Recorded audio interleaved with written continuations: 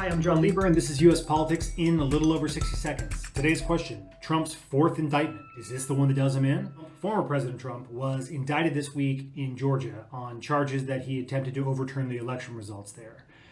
He was indicted along with a broad group of co-conspirators by a local prosecutor.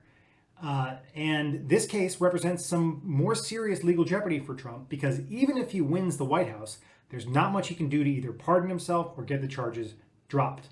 There's now 4 criminal indictments against the president, one in Manhattan on a relatively minor set of document charges that he probably won't go to jail for, 2 in a federal courtroom, one in Florida and one in Washington, D.C., about his mishandling of classified documents and his attempts to overturn the election on the Capitol, on the day of the Capitol riot on January 6th.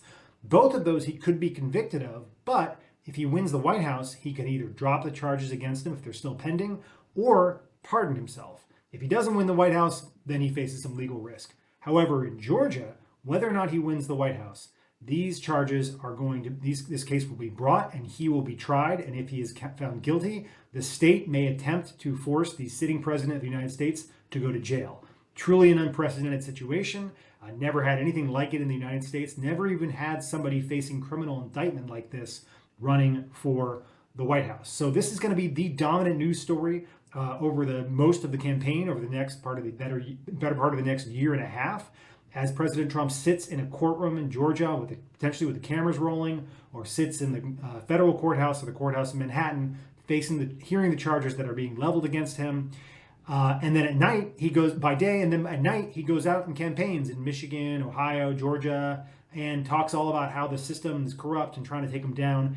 And longer term, this is going to end up eroding support for law enforcement among Trump's Republican supporters, which is going to be ultimately bad for the rule of law as Republicans start to turn away from the local prosecutors and the federal law enforcement that are going after President Trump for what they believe are purely politically motivated issues.